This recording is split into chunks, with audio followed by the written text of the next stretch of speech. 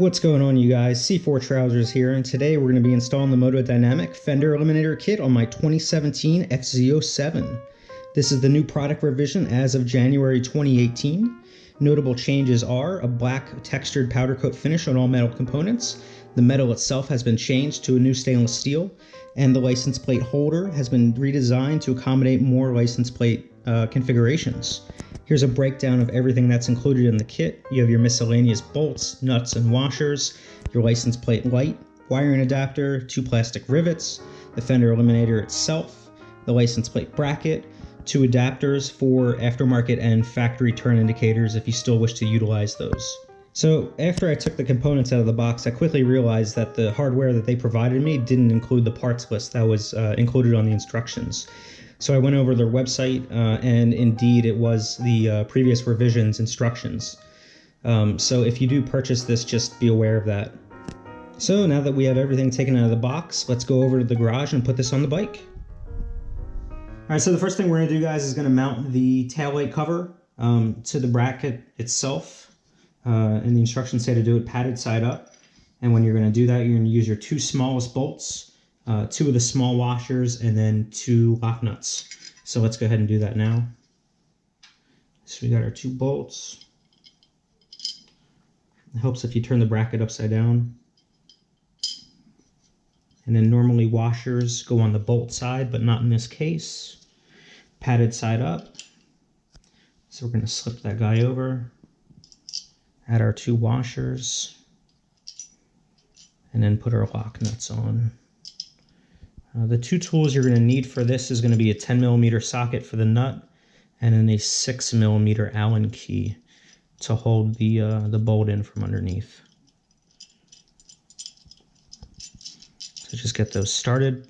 Flip it over, use your 6mm hex key to hold that in place. And then tighten that guy up. Doesn't have to be super tight.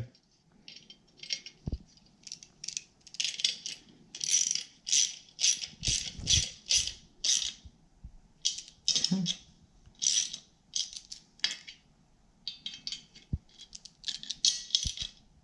And that's that. Alright, so we're out here in the garage by the bike, and step number 1 is going to be remove both the passenger seat and the driver's seat. If you've never removed the passenger seat, it's very easy. You grab your ignition key, put it in this little hole right here, twist counterclockwise, and then you're going to lift up on the rear seat. You're just going to pull back, and the rear passenger seat comes off. Now for the driver's seat, there's 2 bolts holding it down. Pull the seat forward. From the rear, there's the bolt there, and the other one is right there, and they're going to be 8mm hex bolts. So grab a hex wrench and take those out real quick. Alright, so once you got those 2 bolts off, you're just going to grab your seat, pull it up, and pull back, and your seat comes off like that. Alright, so what you're going to do next is you're going to remove 2 screws at the right above your tail light. It's going to be one here and one here, and you're going to use a Phillips head, or also known as a cross-tip screwdriver, to do that. So go ahead and do that right now. Alright, with those 2 screws out, this cover can now be removed. Just slide that back and up, and then place that off to the side. We'll go ahead and put that guy right there. Alright, next we're going to take off these 2 screws here and here for the center portion. Okay, next we're going to take off these 2 bolts right here. They are both 4mm, right there and then right there, and then these 2 bolts, which are 8mm, there and there. Okay, next we're going to remove 2 6mm bolts here and here using your 6mm Allen key. Okay, once those are loose, just be careful taking them out because there is a spacer underneath, and we don't want to lose that. Looks like that. So take those 2 out and set them aside. Okay, now that we got all the screws and bolts out from the top, we got to remove these 5 plastic rivets from underneath. I don't know how well you can see, but you're just going to take something and push in on the rivet, and it'll actually release itself, and then you can pull it out. So I'm just using cross tip. 1, 2, 3, 4, and 5. That one's already done. And then you can just go in here and pull them straight out. So go ahead and take those 5 out. Alright, once you got those 5 plastic rivets removed from underneath, your side panels will now be whoops, your side panels will now be free to pull out. So there was a little push pin right in there that goes into that rubber grommet, and then there's another one up front that you can't really see. So next, take your side panels off. All right, so next what we're going to do is disconnect all these connectors. When separating them, I like to get a small flat tip and just pull this up a little bit so that I can separate them more easily. Just be careful if you are, not to break those tabs off. All right, now that all those are disconnected, we're going to move on to our next step. You're going to go underneath. Now that the 4 bolts are exposed, and you're going to use a 8mm socket to remove those 4, and this whole tail section or license plate holder will come off. All right, with those 4 bolts removed, this whole section is now free to move around. The only thing holding it in place right now is the tension from the wires. You are going to have to cut that white zip tie right there, and then unclip this little clamp right here, and then the whole section should come out free. All right, so here's what the bike looks like with everything taken apart. There's the underside. Now we're going to mount the license plate holder with the 4 provided bolts and washers, and the instructions also say to use some kind of Loctite. I have Permatex Blue. It's a medium strength. These bolts that you're going to be using are going to be the biggest one included in the kit. So you're going to take those 4 and then mount the bracket underneath right where you remove the factory one.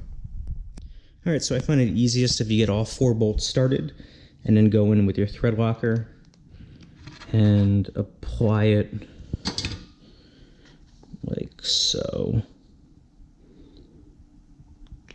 So go ahead and squeeze it. I put way too much on there, but you get the idea. Go ahead and squeeze that on all 4 and then snug up those bolts. All right, what we're going to do next is we're going to mount our license plate light into the mounting place right there. You want to remove the 2 nuts off the back of this light, and you want to make sure you're orienting it properly. So obviously you want the light to shine down. So look in there, see what way the LEDs are shining. In this case, that is down. Go ahead and run the wires through that center hole, and then snug up the 2 bolts that are on the back to secure this light to the bracket. All right, so after your license plate light is all mounted up, it should look something like that. Don't forget you're going to be using that 7mm on the back to tighten those nuts. Feed your wires up through here, and then you're going to connect those 2 connectors to your adapter that's included in the kit. You're going to go black to black and then red to white. And then the other side is obviously going to go to the appropriate connector on your factory wiring harness, which is going to be this guy right here, which is gray. All right, so now you're going to secure your license plate to the plate holder utilizing the 4 remaining bolts, large washers, and lock nuts. If you are using your factory turn signals or an aftermarket turn signal, go ahead and grab those adapters now. I'm going to be using my factory turn signals, so I'm going to be utilizing this bracket.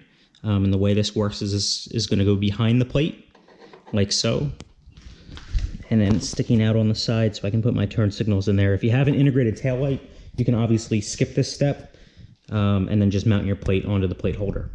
All right, so if you are using your factory turn signals, you kind of just wiggle these guys loose, and then there's a tab inside that you just have to press in together, and then these will come out.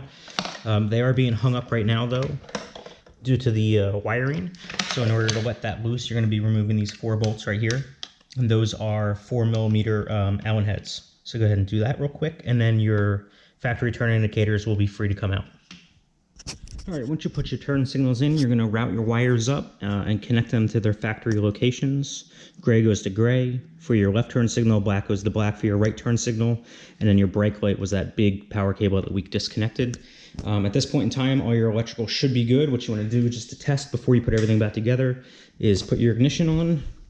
There you go, license plate light works, brake light works, left turn signal, they're good, right turn signal, and they're good as well. So now your electrical is done. All right, so now that everything's back installed, we're gonna go ahead and reassemble the plastics. I'm gonna start off with these 2 4mm Allen keys, and then these 8mm bolts. So now we're gonna put our undertail section back in, noting that the 2 plastic rivets in the kit replace these 2 factory rivets right here. So go ahead and reinstall that, put all 5 back in, and then we'll move on to the next step. All right, guys, after you got your under fender in, you're going to put the centerpiece in right here with those 2 screws, and then the piece over your brake light with those 2 bolts right there. After that, We're going to put our driver's seat back in, and that's just going to slide in, and then we're going to secure that with the 2 bolts there and there, and then just snap our passenger seat in, and that's going to pretty much do it. Alright guys, kind of to wrap things up here, it's actually the day after. I finished the install at about midnight last night, and I was just so tired. I wanted to go to bed. I had to go to work today, and I took the bike and it rained, so that's why it's so filthy. Overall, it's a great product. I think it was only like 68 bucks. I think it's the best product on the market, at least for the FZ07. I was also considering getting the Yoshimura, but I think that's like 120 bucks. And they have their brand name very visible. It's not covered up by the license plate. So that's why I went with the Motodynamic instead. Overall, very satisfied. The hardest part of the whole thing was those 5 rivets underneath, honestly. I probably struggled with those for about 30 minutes. They just weren't sitting the way I wanted them to. So that's going to pretty much do it. I'll include some before and after photos after this. If you have an FZ07, that's probably one of the first mods I would recommend doing, that and the R6 throttle tube. But other than that, thanks for tuning in, and I'll catch you in the next one.